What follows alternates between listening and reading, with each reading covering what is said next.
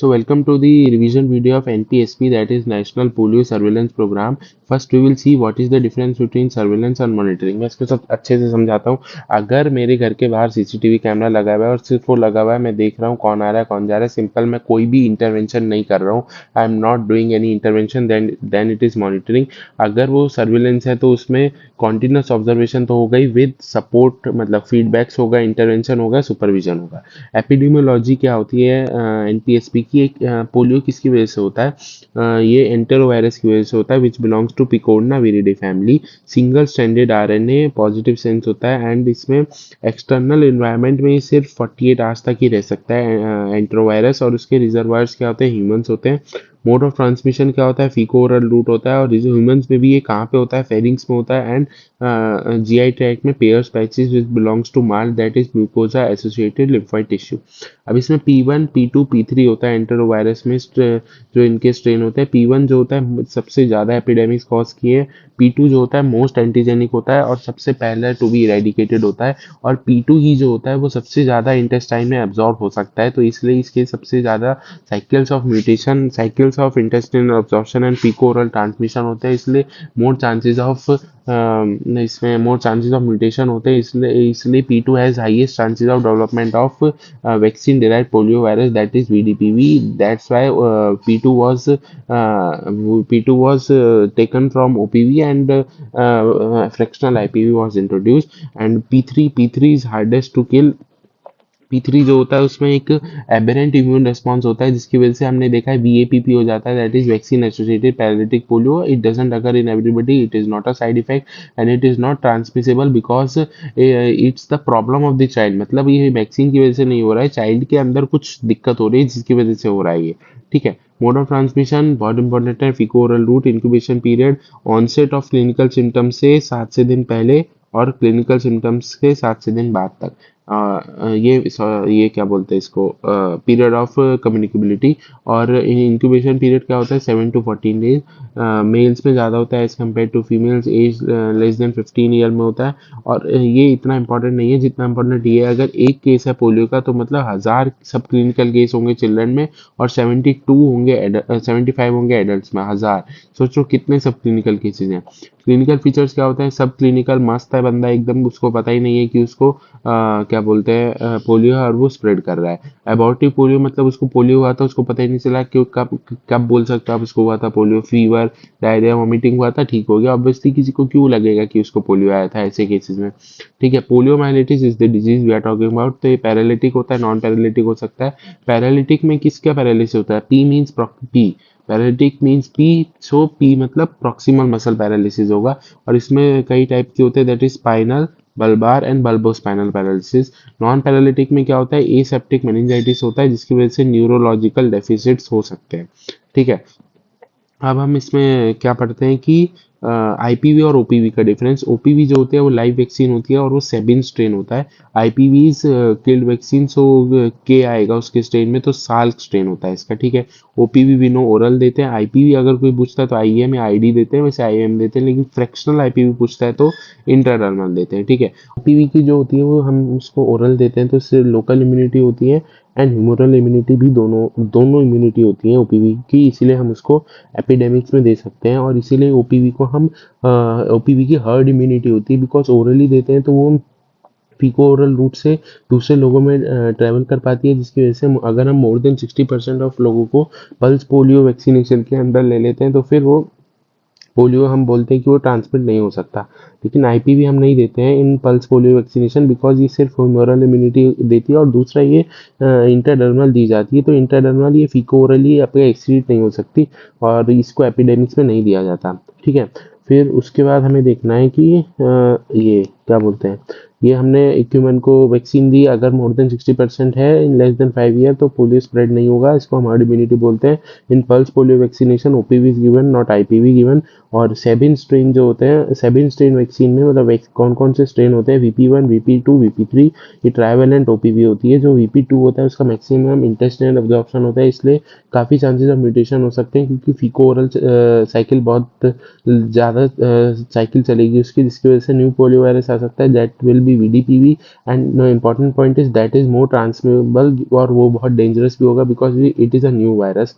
तो VDPV के types होते हैं CVDPV, IVDPV, AVDPV। C means that is circulating, I means immune and A means ambiguous। C means circulating means वो circulate हो रहा है, ट्रांसमिट हो रहा है, उसमें लार्जर म्यूटेशंस है।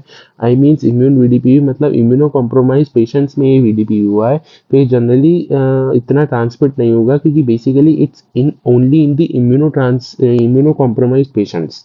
सो अगर कोई और इम्यूनो कॉम्प्रोमाइज होगा तो वो उसमें VDPV बन सकता है, मतलब VDPV वो ट्रांसमिट हो सकता है, लेकिन बेसिकली ये इम्यूनो कॉम्प्रोमाइज के अंदर ही है।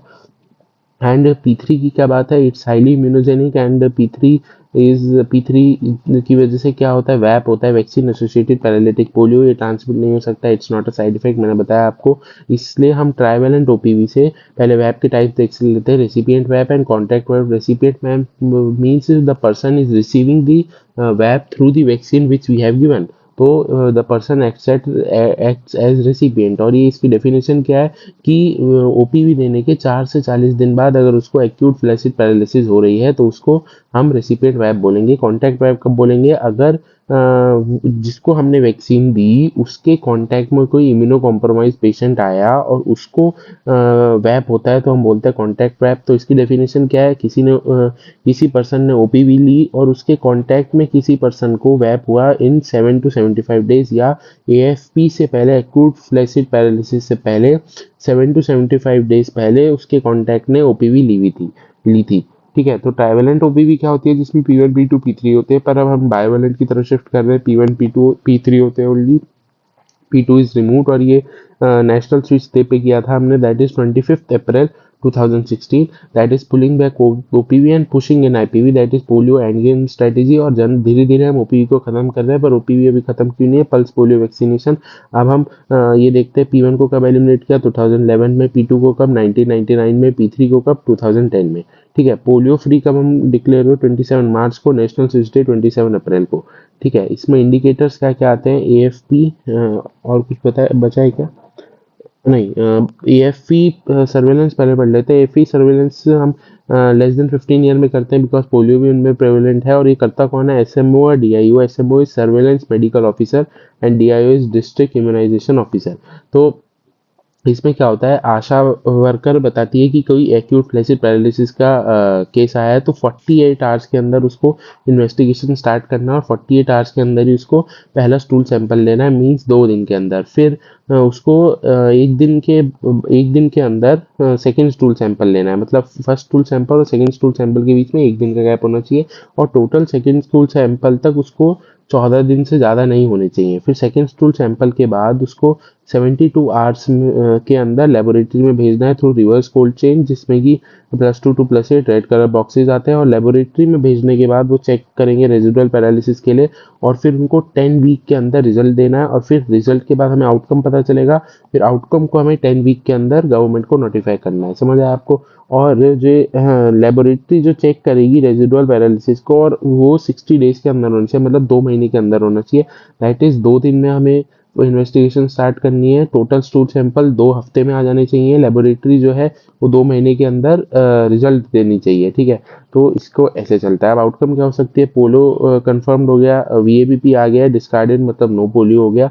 और फिर हम बात करते हैं इंडिकेटर्स की। इंडिकेटर्स में AFP reporting rate, acute flaccid paralysis reporting rate, actually it should be more than 1 because कई सारी डिजीजेस की वजह से AFP होता है, लाइक GBS हो गया, ट्रॉमेटिक न्यूराइटिस हो गया, ट्रांसवर्स माइलाइटिस हो सकता है, तो इस वजह से मोर देन 1 आना चाहिए। और इसका फॉर्मूला क्या है, AFP cases by population under survey, and most important epidemiological indicator होता है स्टूल एडिक्वेसी रेट, मतलब stool quantity should be more than 8 ग्राम, मतलब थम साइज से ज़्यादा होनी चाहिए, उसमें थम डाल के नहीं देखना है, वो बाहर से ही समझ आ जाता है।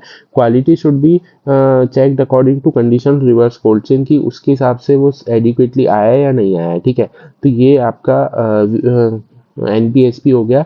लेकिन हम इसमें जो भी फैक्चुअल चीज़ें हैं उनको एक बार फटाक से रिवाइज कर लेते हैं। दैट इज किसकी वजह से होता है, enterovirus picornaviridae single standard positive RNA, enterovirus picornaviridae single standard positive sense RNA virus. ठीक है, सब चीज़ों को ऐसे ही हम हाईलाइट कर देंगे। जो भी फैक्चुअल है। मोड ऑफ ट्रांसमिशन फीको और रूट होता है। इसमें आपको एज याद रखनी है, लेस देन 15 ईयर्स में होगा। 1 केस है तो इधर 1000 चिल्ड्रन होंगे और 75 एडल्ट होंगे, ठीक है। और इसमें इधर कुछ नहीं याद रखना, आपको ये याद रखना है कि 4 to 40 डेज पहले और इधर 7 to 75 डेज पहले अगर होता है तो रेसिपिएंट वेब और कॉन्टैक्ट वेब की डेफिनेशन वैसे चेंज हो जाती है। 25 अप्रैल इज नेशनल, यहाँ करते हैं 25 April is national switch day. 27 March is polio free India. 1999 में P2 को किया, 2010 में P3 को किया, 2011 में P1 को किया। तो P1 सबसे बाद में एलिमिनेट हुआ है, ठीक है। इस बस मुझे लगता है इतना ही याद करने का है इसमें, और कुछ याद करने का है नहीं ज़्यादा। हाँ, ये डेज याद करने हैं, दैट इज 2 दिन, 2 हफ्ते, 2 महीने, सिंपल। फिर पहला स्टूल सैंपल 2 दिन के अंदर लेना है, फिर अगला स्टूल सैंपल 1 दिन का गैप होना चाहिए उसमें, ठीक है। फिर 72 आवर्स में उसको भेजना है, फिर यहाँ 10 वीक, फिर यहाँ 10 वीक, सिंपल।